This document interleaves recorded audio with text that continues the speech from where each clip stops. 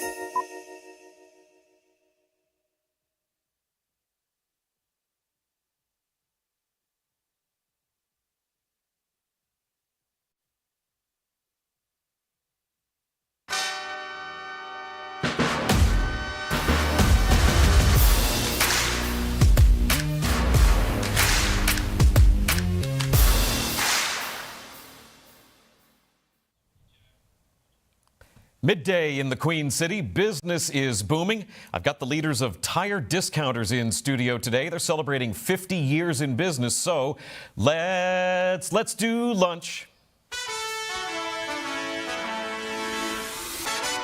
Welcome to First Word, Cincinnati's only morning sports show, breaking down the biggest moments and the stories shaping Cincinnati sports with analysis that cuts through. First Word, setting the agenda in Cincinnati sports. Hello, welcome to The Working Lunch. I'm Jack Crumley. This is our hour-long business show here on The Crown, where we bring you updates and headlines about local businesses, interviews with local leaders, and occasionally try to squeeze in a bite to eat, maybe something to drink before you go back to face the afternoon.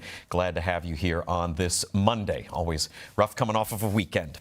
Starting off with a check of the weekend box office, which is our normal move here. Steven Spielberg has directed more than 36 feature films since his big debut back in the 70s. His latest, Disclosure Day, coming in #1 at the box office in the U.S. on its opening weekend, raking in $44 million domestically. International audiences showed up for this one, too. Disclosure Day made $93 million globally over its opening weekend, which, great. Congratulations. Steven Spielberg deserves a #1 hit at the box office. But just so you know, in terms of business, the bigger box office story from the weekend is right there at #2, Obsession. The little horror movie that could, making the second largest amount of money in theaters this weekend, posting another $19 million. This is the 5th weekend that this movie has been out. That is 4 straight weekends that made more money than opening weekend for Obsession. Obsession cost less than $1 million to make, and now it has brought in $188 million domestically and more than $250 million worldwide. It is the highest grossing release of all time for distributor Focus Features. Also, third place, Scary Movie, falling after its opening weekend, bringing in $14-ish million over the weekend. It'll be all about the mouse next weekend for the premiere of Toy Story 5. Cincinnati business headlines for you on this Monday. Big cover story in last week's Business Courier was about real estate developer Urban Sites really making a big push in the city with over $160 million in upcoming real estate projects. The most recent to break ground, the Lockhart, a mixed-use development on Liberty and Walnut. If you've driven around over the Rhine recently, especially along Liberty, I'm sure you have seen that development underway. That project is also going to bring back Cincinnati's pre-prohibition bar, Grammars, incidentally. In addition to all that, there is new reporting today that Urban Sites is looking to break ground this fall on what you see in that picture there, a 7-story tall, conceptually anyway, $36 million mixed-use development that'll be on the former World Peace Bell site on Monmouth Street in Newport, looking to have more than 100 market-rate apartments available there. That Business Courier piece says the idea is to have this building help connect Newport on the Levee and businesses south of there along Monmouth. Congratulations to a local and growing business. Travelin' Tom's Coffee, based out of Florence, Kentucky, has been named the #1 new and emerging franchise in the U.S. That is according to Entrepreneur magazine. Travelin' Tom's has been a mobile coffee truck for 6 years now, founded by Tony Lamb, who also started Kona Ice.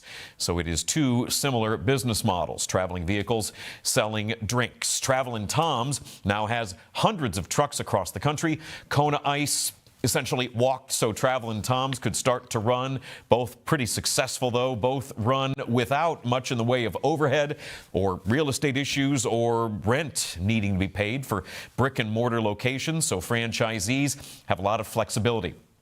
QSR Magazine, by the way, says that the company has one of the most established support networks in the mobile food and beverage game. Travelin' Tom's does hot drinks. They do cold drinks with nitro brews as well, frozen drinks, energy drinks, teas, and more.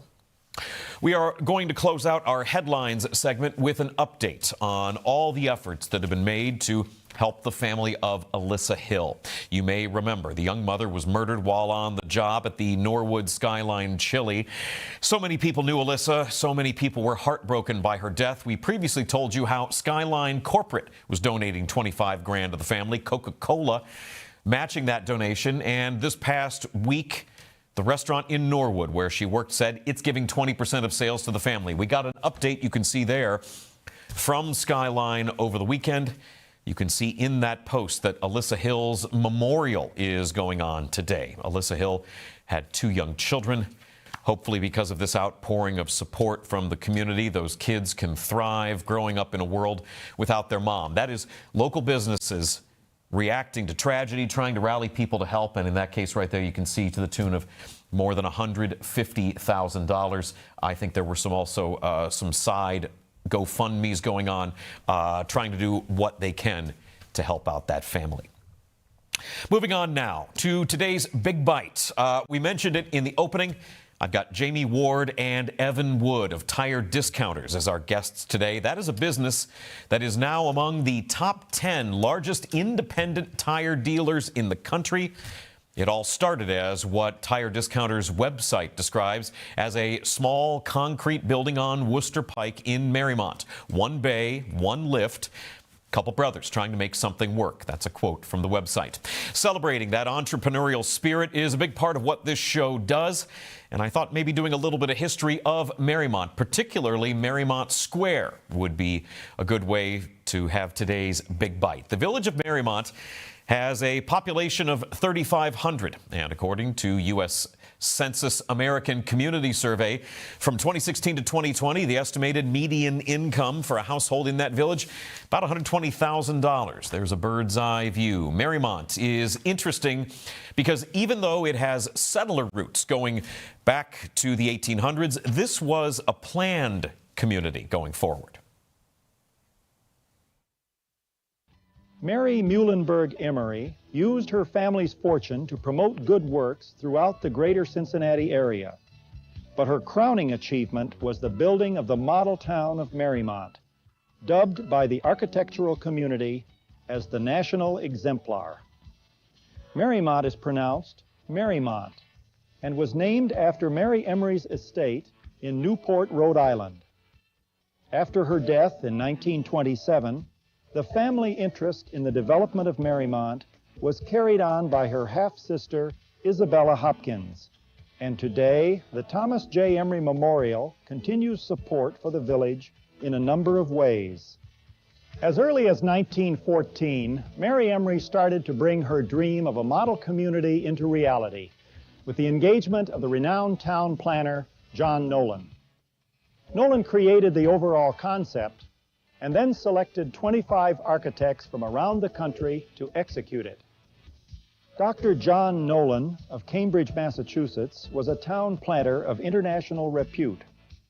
He was involved in more than 400 public planning projects throughout the country. Shout out, by the way, to the Marymount Preservation Foundation. They've got a lot of really interesting and useful videos about the history of that village. So Mary Emery there, it took her 15 years to buy up the land that would become Marymount, and flashing ahead about 100 years, the entire village was made a National Historic Landmark in the year 2007. Emery's ultimate vision for the project was to create a place where people of all income could live, whether renting or buying a home. That dream, of course, fell short. It's important to set goals, but largely because construction costs drove up rent much higher than what Emery and other planners were aiming for. There were also some pretty commonplace racial restrictions for the area at the time, despite Mary Emery's record of philanthropy and support for racial equality even then. Marymount Square is the most notable part of the village, arguably, right in the heart of the town with a fountain in the center. The buildings on the square have that unique Tudor-style architecture that Marymount is known for, with a number of signature Cincinnati businesses that can be found there on the square. The Marymount Inn bills itself as Cincinnati's premier boutique hotel. It was built in 1929, so that's a business that's been around just about as long as the village itself. It is on the Historic Hotels of America list. The Marymount Inn underwent a multi-million-dollar renovation back in 2006 that expanded the size of each hotel room and reduced the total number from 60 down to 45, with sound insulation installed to make it a quiet stay on the square. That was the start of a swing toward higher quality offerings at the hotel, with a push toward corporate business. Part of the same structure on the square, and taking the name from that historic village designation, is the National Exemplar restaurant, which has been operating for more than 40 years. Northern Kentucky native and prolific restaurateur Ken Pendry was the founder. He'd go on to create First Watch, and his Phoenix Restaurant Group also operated the historic Golden Lamb up in Lebanon. The Exemplar also has Sotheby's Pub, a cozy place to get a drink in an oversized chair and take in the original 1920s fireplaces that you can see there. Saw a picture just a minute ago. Just across the street is the historic Marymount Theater, which opened on Christmas Day back in 1938. That theater creating memories for the people of Marymount and Cincinnati for decades. And despite its closure earlier this year, Independent, a group near and dear to my heart, has been working to raise money to get it reopened as a non-profit community space, still showing movies and also hosting a variety of film-related events and programming. Elsewhere on the square, the luxuriously designed Quarter Bistro is in that same building as the theater. Quarter Bistro's been going for more than 25 years. It's got ties to the Masonette. Just a couple of years ago, the Quarter Bistro received 3 stars on AAA's very first Diamond designation list. And of course, you can't talk about Marymount Square without also talking about the Graeter's ice cream location that's there amidst all that Tudor-style architecture. Graeter's is a Cincinnati company going back to the 1800s, of course. Its shop on Marymount Square opened in 1938. Should be noted, though, it is not all historic businesses in Marymount. Some more recent openings include Emery. Familiar name right there. That opened on the square during the trying times of December 2020. Billed as a restaurant built for the neighborhood, Emery was designed to contribute to the rhythm of the square. Refined dining without formality, featuring a seafood-forward menu that evolves seasonally throughout the year. So that's the square, and then just east of all that, along Worcester Pike, is where Tire Discounters got its start back in the 1970s.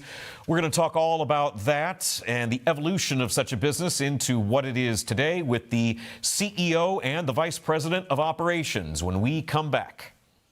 You're watching The Working Lunch on The Crown. Stick around.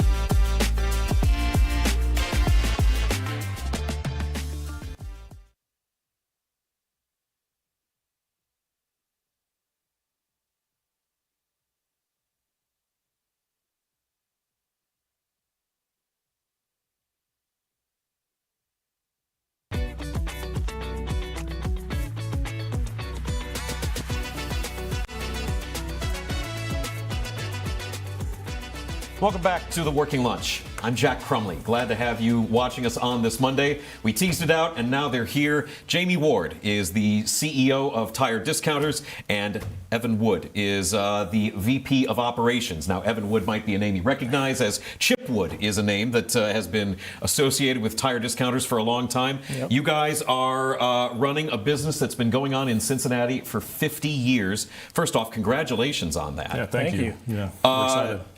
How does a family-owned and growing tire company celebrate 50 years? Yeah, so we just got over a mustache May contest. So when Evan's dad started the business in 1976, we have some great vintage posters and pictures and everything else where he stood out in front of his old facility with his handlebar mustache. So our ad agency decided to do some special promotion where we'll celebrate his mustache, and so everybody around the office, we all got together. Yeah, Evan already had his mustache, but a lot of guys in the stores all shaved for this event. Well, Evan, I think you're legally obligated as someone working in especially your dad was legally obligated working in a tire business in the 70s. Yeah. Like that's just it was almost required. Yeah. That was part of the Better Business Bureau, and that was written into the code.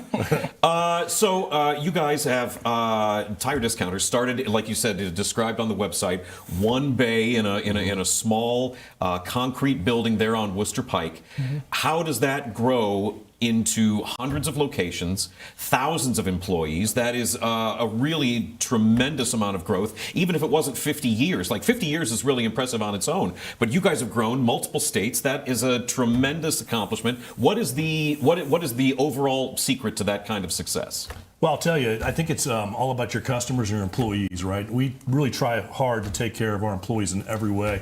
We spend millions every year just on training curriculum, training programs, and it's really how you take care of your customer. We were very, very successful early on with our customer base. They became very, very loyal, customers for life, what we called. Yeah. And after we kept opening stores, it dawned on us we could really make this thing go. And so we tried new territories, new cities, and every single city embraced us as a family-owned and operated business.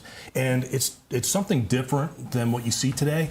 A lot of your national companies are private equity owned. Sure. And not to say negative things about private equity, they just have a different interest than we do. Where we are reinvesting into our people, a lot of times a private equity owned company is cutting the P&L to save expenses. Right. We talked about it a lot here on the show. And cut staffing and everything else that goes with it. For us, it's all about taking care of our people. Well, and especially going back to the 70s, and certainly every business is going to have its own sort of quirks, but the idea of finding honesty for your customers in the car business, in the tire business, when you're talking about a specialized product that maybe the average family driving around just trying to get back and forth to work doesn't know a lot about, your dad's whole bit about wanting to be really upfront about pricing and honesty with customers clearly took root with people. Yeah, and a big part of that was teaching people what an alignment was and why they needed that with a set of tires rather than just slapping on a set of tires on their old suspension. So that was a big push for us on how to train and inform customers so that they knew what was going on with their car rather than just coming in and saying, I have this issue. We were trying to explain and teach as we went. Yeah, I think it's interesting. The name Tire Discounters obviously sends a message to the customer base, but it's not that you guys are doing cut rate, no frills service. There is a ton of, the idea of the free alignment with 4 tires has been a piece of the Tire Discounters marketing since day one, basically, right? It has. It really has. And for us, we're focused on helping all customers, obviously. So we have a wide range of options. You can basically call it tiers. Your tier ones are your Michelins, your Goodyears, your Pirellis, a lot of your really popular name brand recognized brands on the market. But we also have tires serving all customers. Vehicles that are 13, 14 years old, we'll have some of those older fitments on our shelves in every one of our locations. So we really try to satisfy our demographic, everybody in the community, to where we can help everybody. Well, yeah, and also the idea that it's on your shelf. I mean, the number of times anybody that drives a car knows the bit about if you go to a place and you're asking to get, a couple of tires or whatever, and then the number of the frequency of when somebody says, well, I got to order this part and hopefully the truck will come by later on today. You guys really go out of your way to keep stuff in stock. We do. And, one of the things that we've really not struggled with, but had to contend with over the years was a lot of major competitors, right? We were a little mom and pop operation that was, going into a lot of markets with a lot of name brand companies like back in the day, Sears and Tire America. And I could go down the list. And for us, our ability to show the customer that we have it in stock, we can get it done right now. You don't have to keep coming back for your other services. It was really a convenient situation, and customers really like that. Yeah, what's the out the door with more right. phrasing? That's not just. I mean, obviously that's a good little rhymey catchphrase, but I mean that's a store policy. Well, in our industry, it's a situation where there's a lot of focus on service repair, and a lot of times the customer will come in and have to be charged additional fees like a valve stem or to pay for the balancing or pay for the alignment or pay for the installation on their vehicle.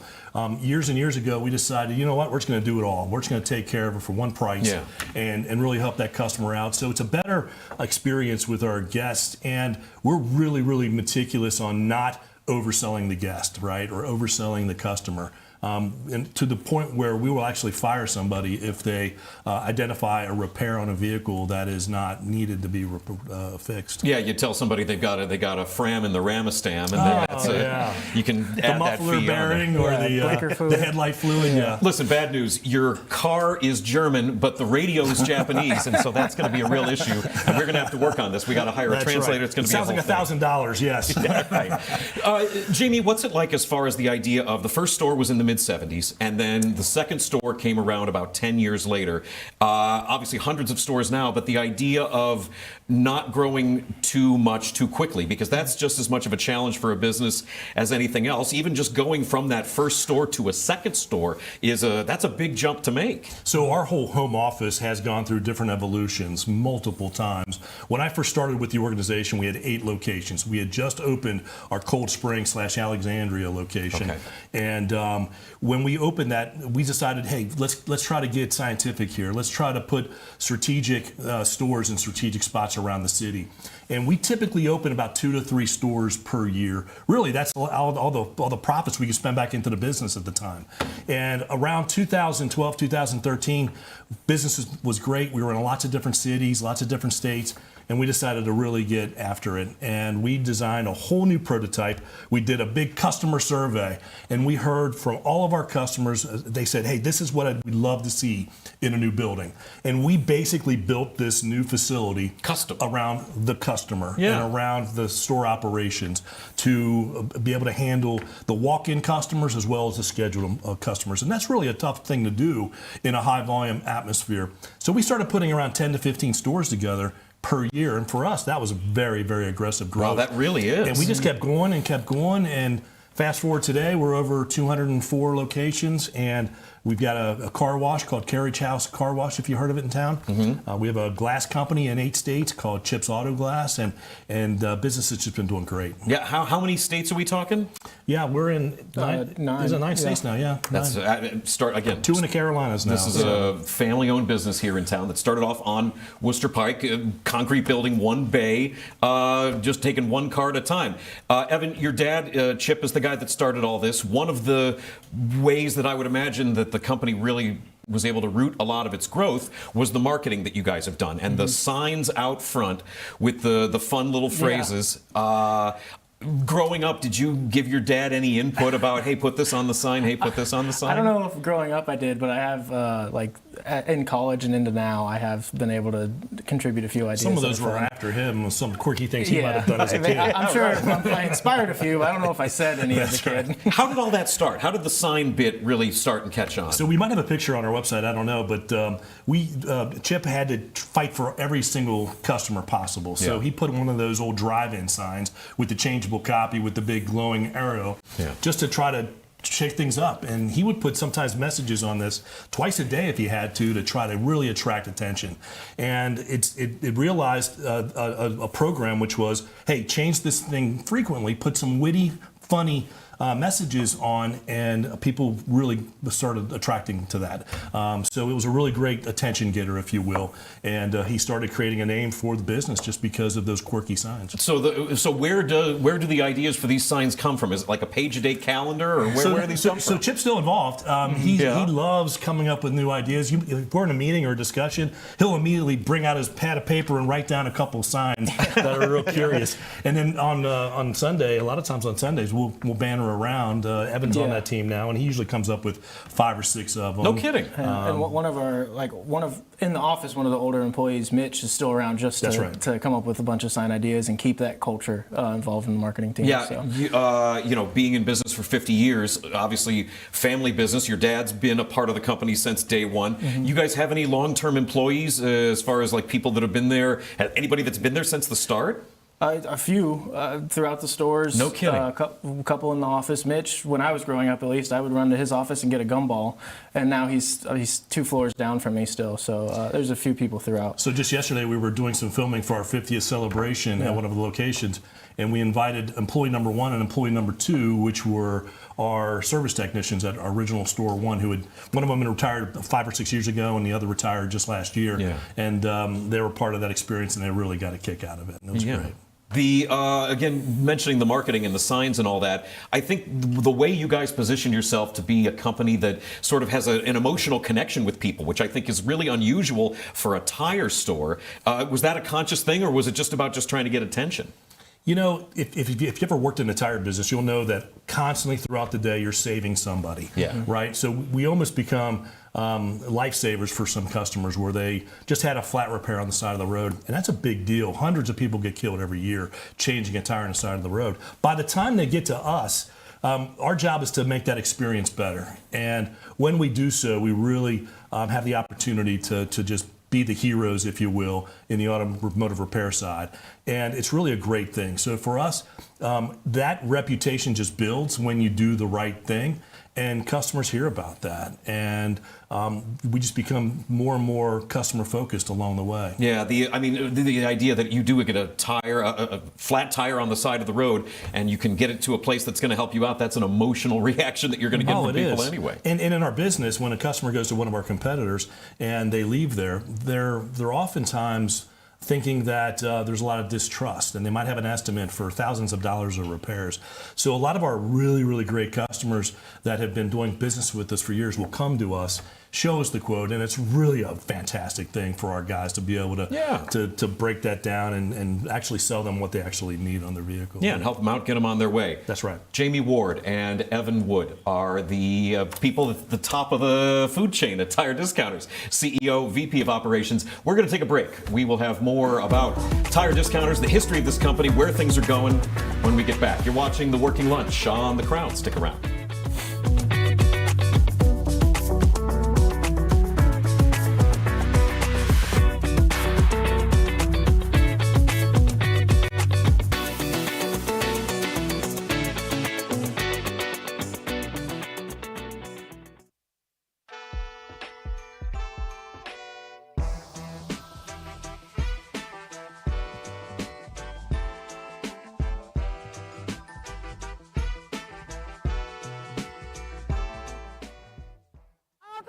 Dinner! Dinner! Hey. All right. Whoa. Great job. Yeah. Yeah, big win! That was great. How'd that feel? Intense. It was good. It's kind of a fight to the death, you know? That's cool. What? And you got. Yeah, it's cool. And you got right back up. Yeah, it's cool. All right. Let's do it again. Yeah.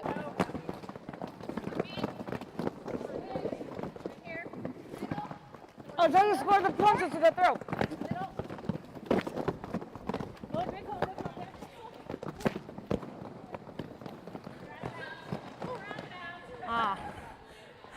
I was really like, I did it! Yes. All right, go ahead and keep going. If you keep going, you can come around and score points. We do have a game coming up, so they tend to be a little more focused and like Strict.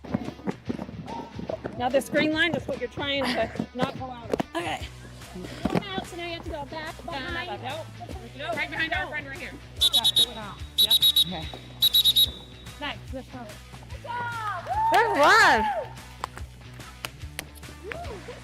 With my butt. Okay. Hey. I got a big old tank, baby. I think I'm better skating backwards than frontwards. Ooh, everything's fine.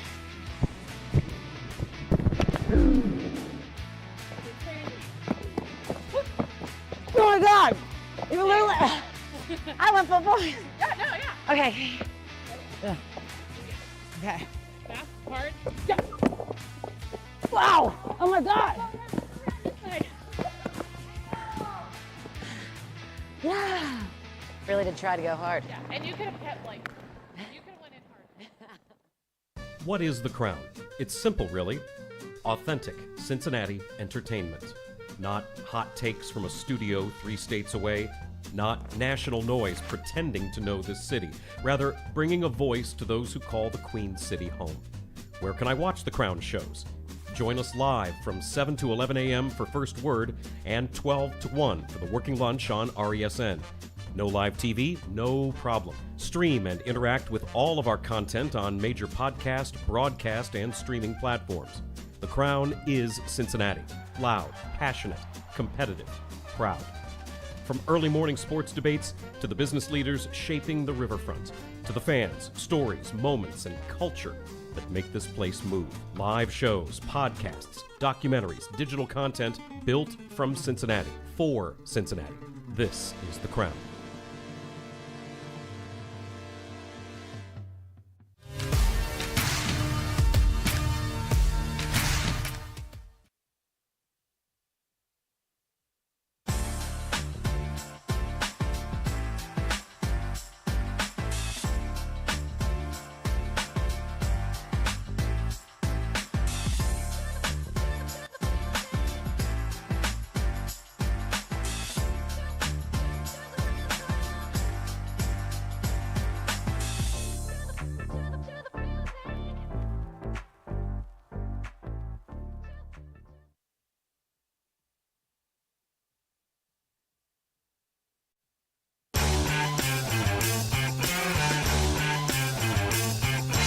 Today we're at the original Store One of Tire Discounters, Wooster Pike. We opened this wonderful facility in 1976. That was the winters of the 70s, so it was intensely snowing nonstop.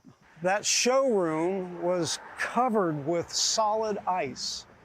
It was challenging. We had one bay door, and everything we did, we worked outside. Yeah, you couldn't get a couldn't, car in couldn't our fit a one car bay door. inside, so we would jack the cars up and shovel the snow out So, of the way and welcome back to the Working Lunch. I'm Jack Crumley. I've got Jamie Ward and Evan Wood with Tire Discounters as my guests today. That is a look at the first location for Tire Discounters right there along Wooster Pike, 1976. Tire Discounters celebrating 50 years in business. Evan, you grew up in the family. You've got brothers and sisters who are in the family business.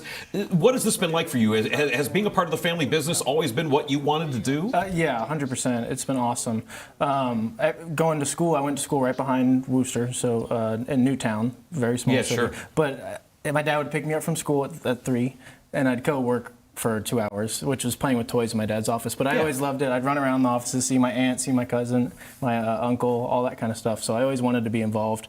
I had a job in high school, and that was my out of the water test, and then I came back to the business right away. So you knew, so you did check out maybe things elsewhere and then realize, no, I want to do this. Pizza place in Mio's in Marymount, and then I'm a car guy, so I wanted to work in a store, learn how to work on cars, all that kind of stuff. So it was always kind of natural to me. A lot of like memories as a kid, like all that big equipment and all the hydraulics and everything. That's fun for kids, right? Yeah, I would run in between the tire warehouse halls as a little kid, and I'd probably lost a tire or two, I'm sure.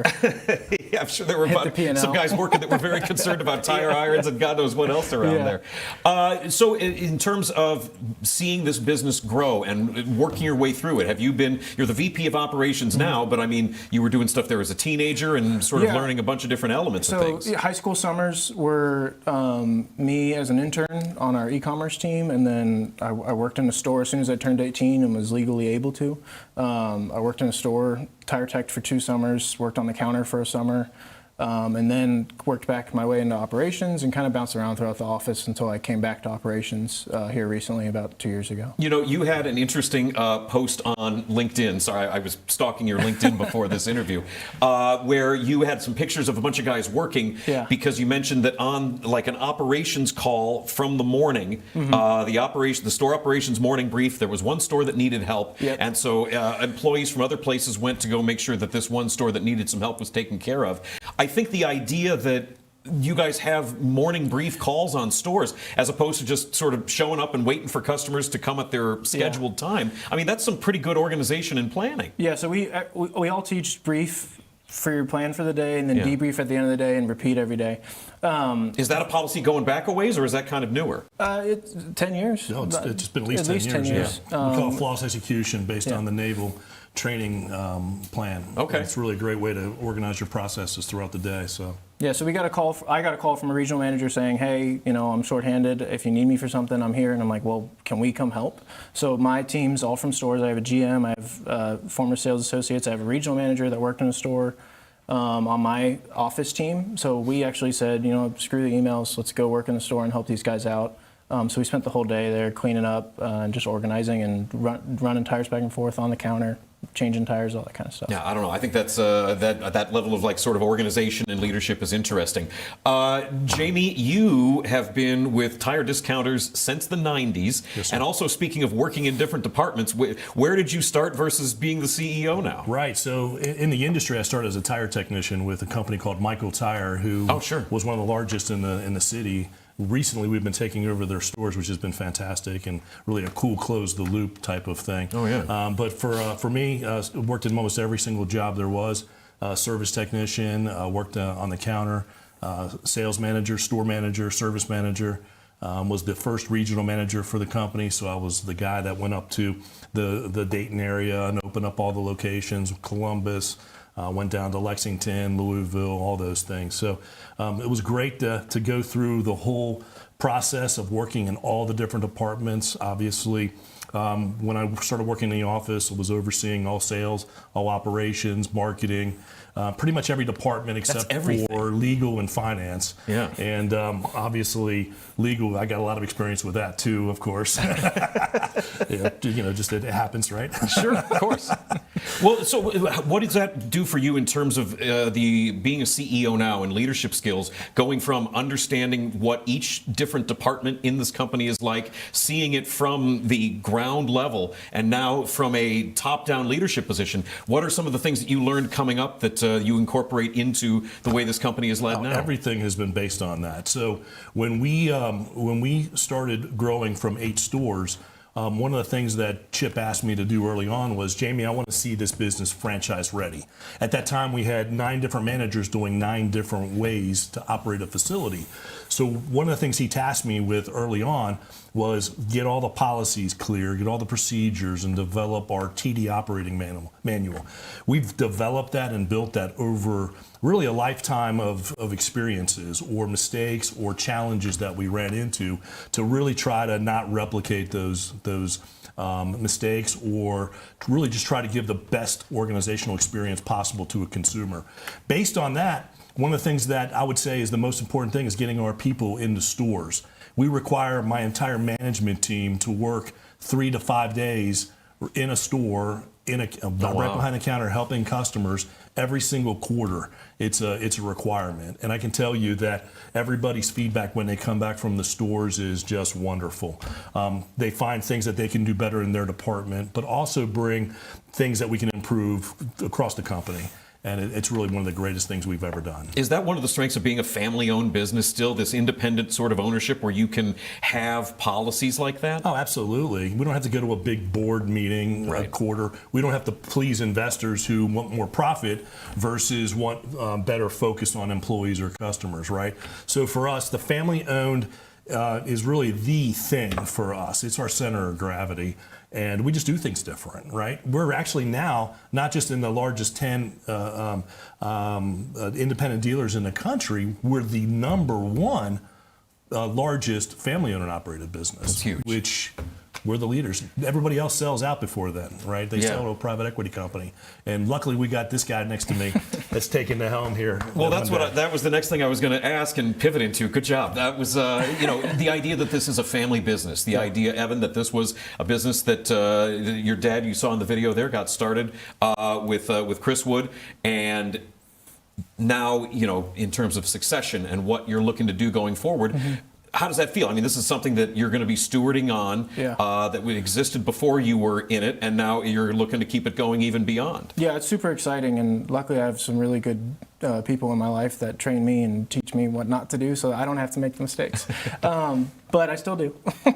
And it's been super exciting to work alongside my sister and brother. They're 10 and 8 years older than me, so they got a bit of a jump start on the business.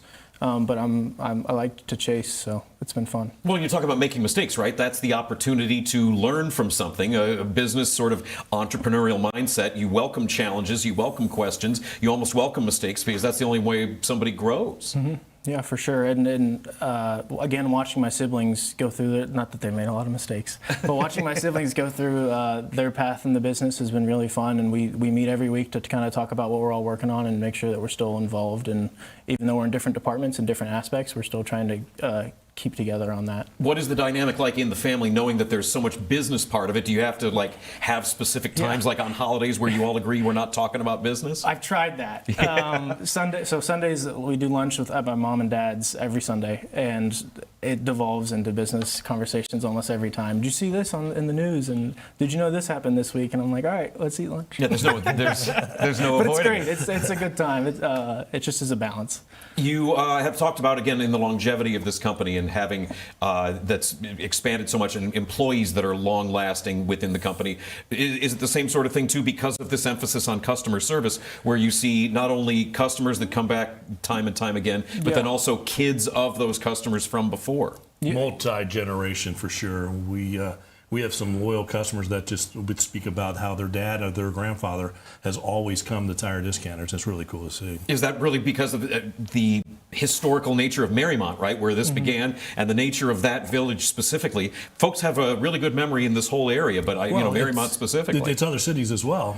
We always call it customers that throw keys or throw wallets. They just say, come on, just fix whatever you need. Here's my daughter's car. Here's my brother's car. I used to measure our customer satisfaction when it came time for Thanksgiving or holidays, because the amount of customers would bring their extended relatives' vehicles in to get service. They'd wait all year long so that they could help that extended brother-in-law get their vehicles serviced during those holiday weeks. Really, really fascinating stuff. That's crazy. And again, the idea of just walking into a place and tossing your keys and tossing your wallet and saying, do whatever, that's not a thing at other auto shops, right? That's something you guys have specifically cultivated. That's right. Yeah, and I worked at our first store when I was in the store, and it was really cool to see customers come in and say, yeah, I've been coming to Chip for years. I'm like, well, I'm his son. And they would always freak out and tell me some story I've never heard about my dad. So it was always a good time. Between what your dad has told you and Jamie, your time in the company, how crazy has it been to see this industry change? Tires have been, for a long time, they were just a pretty easy thing. You wrap the tube around the rubber and you put it on the tire, or you put it on the wheel, and then you move ahead. All this technology that's going on now, you've probably seen things really change night and day. We've had to adapt to it as well, yeah. So one of our strategies of developing a glass business was we wanted to get into understanding ADAS technology, which is Advanced Driver Assisted Systems. All the cameras and all the video and all the noises that go off when you back up and go through car washes and all those things. That's all going to drive to full autonomous vehicles one day. It's actually already here with Waymo and some other vehicles. But all that is critical for safety. And that technology makes us have to adapt our business to accommodate that. So we got into the glass business, where we started installing windshields, and the number one radar is right smack in that windshield. And every time you replace a windshield, you have to have the vehicle realigned and then recalibrated. Yeah, see, who knew this? It's crazy stuff. And with electrical vehicles, all that high voltage going through the systems, we had to learn on that as well. So we actually opened up the only store in the country right now is for full electrical EV service and battery repair and in Fields Ertl called TDEV. And it's really fantastic. This has become really our research and development center where we're actually training our technicians on how to do all sorts of EV electrical high voltage repairs.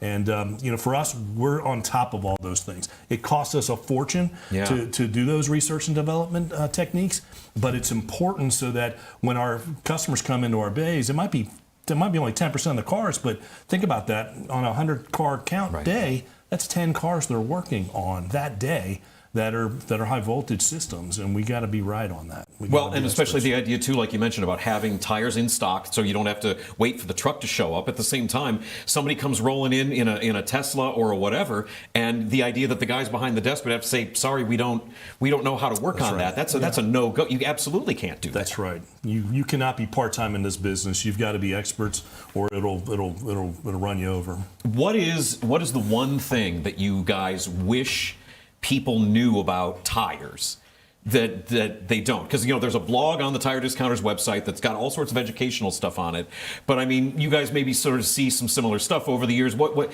and not even about maybe making your jobs easier. What's the one thing you wish people knew? The misinformation. Every customer thinks today they've heard of the penny test, where they insert the penny into the tread depth. Well, at that depth where they say the tire is unsafe, it's already too late. When a tire hits 430 seconds tread depth, the traction qualities in rain diminish significantly. It really becomes a dangerous scenario from 430 seconds to 230 seconds. And we're talking a fraction of an inch, literally, a fraction of an inch. But when it comes to wet weather traction and hydroplaning, it becomes a really, really dangerous situation. So one thing that we're trying to really educate our customers on is knowing that the quarter test is the more preferred treatment. Okay. If you flip the quarter in the tread depth, you can actually go by George Washington's head, and when you see that, that's when you have to replace a set of tires. Evan, what about you? You've been working in all sorts of different departments and dealing with stuff in the company. What's the one thing you wish people knew about tires? What he said is really, really important. Alignment, we've always talked about. You're going to lose your tire a lot faster if your car is not aligned, because you're going to be wearing as you drive. Yeah. One of the things I see all the time, just in the parking lot, my dad, this is instilled in me sadly, but in a good way, is if you see a tire that's just like this side of the tire, if this is the whole tire and this side's like flat, and this side still has your tread, your alignment's off, because you're pulling this side of the tire versus the rest. So you might be 430 seconds in the back of your tire or the middle of your tire, but that your side, which is what you use when you turn, could be completely gone. So it kind of couples with what he has to talk about, which is just the aligning of your vehicle. Does it make you guys crazy seeing people driving around donuts? Yes. Yes. Yeah. Yes, and we always see them too, because the first rainfall, they'll be spun out of control in the middle of the highway, and it's. Unfortunately, too many people lose their lives each year because of their tire. They don't even know it, or they've been misinformed. Right now, can you tell me how much tread you have left on your tire? I absolutely have no idea. Nobody can. Yeah, nobody so they have to figure this out and be able to get their tires inspected more often, and that's what we do for free for every customer. Yeah. Jamie Ward is the CEO of Tire Discounters. Evan Wood is the VP of Operations, celebrating 50 years in business. Tire Discounters. Glad to have you guys on the show. We got to take a break. We'll be back.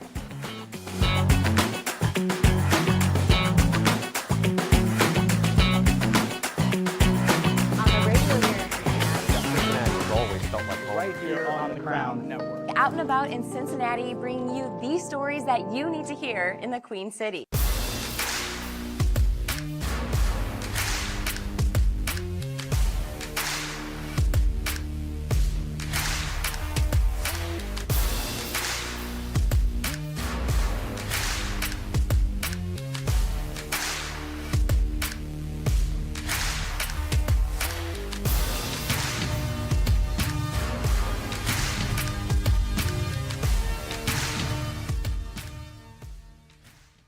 what part of it do you think you struggled with the most? And I don't want to know about, the intricacies of relationships or whatnot, but what about the structure of your life at the time did you really have a hard time with? Well, I guess it would be sharing so much information about my personal life. And just in the back end of things, I just never felt like they always just wanted more. And I'm like, well, I can't be more funny. Like, this is it. And I can't be, yeah, and like I've shared like very vulnerable moments. Like, I don't know what else you want me to do. And then at a point where I'm just like, I don't know if they value me. I was just gonna ask, did you ever feel valued or appreciated? At some points, and by most of my coworkers, yes. By some people in the building, like we just wouldn't see eye to eye.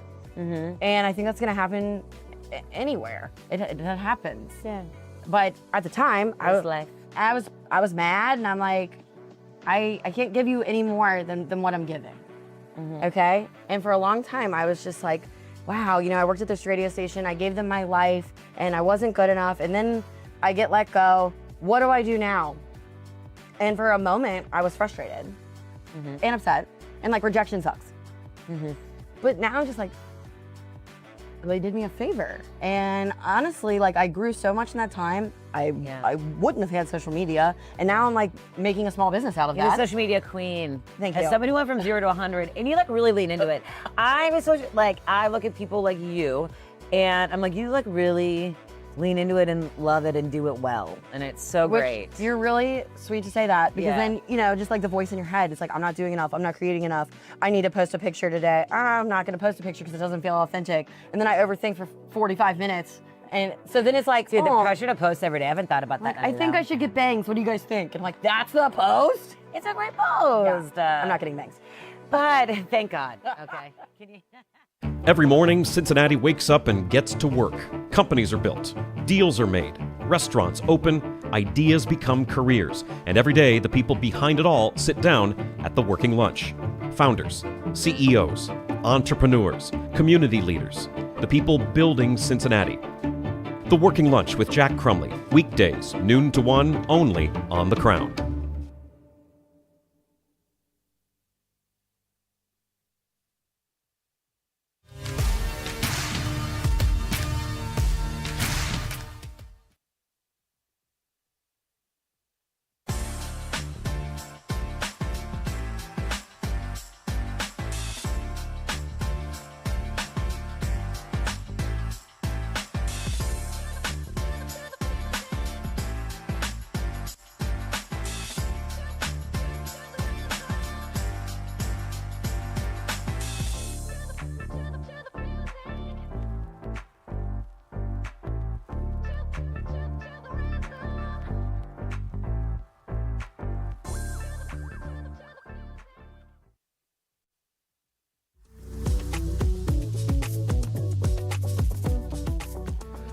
Welcome back to The Working Lunch, wrapping things up here on a Monday. I did have the pleasure of checking out Newport Italian Fest yesterday. That would be on Sunday after all that rain came through. It was a very nice evening along the river by the levee. Took a few pictures, had a bunch of people out there. Once that rain cleared out, man, everybody showed up. The Naked Karate Girls were playing. Everybody was singing along. Let me tell you about a couple bites that I had there. Short rib penne from Noce had a really great sauce. Noce was also in a really great spot right at the bottom of the steps. It was the first thing we went to. Super easy to check out. Also toasted ravioli and arancini from Gregorio's Bistro. One food truck was out of gnocchi, but I still did get this Tuscan chicken dish with mac and cheese instead. That was good. Sausage and peppers and onions. Got a cannoli from this Cleveland spot called Corbo's. It was a bad day to be a cannoli. It was a bad day to be sausage and peppers yesterday because they got mowed down. Also had a really nice conversation with Mayor Tom Gaduli that lasted longer than 30 seconds this time, so appreciate that. He was there with his whole family enjoying the festival. Really nice time. One note for next year, though, if you are bakery, an Italian bakery like Ferrari's, you're going to clean up because you got bread there. We got to go. That's our show. Thanks for watching The Working Lunch on The Crown. We'll be back tomorrow at noon.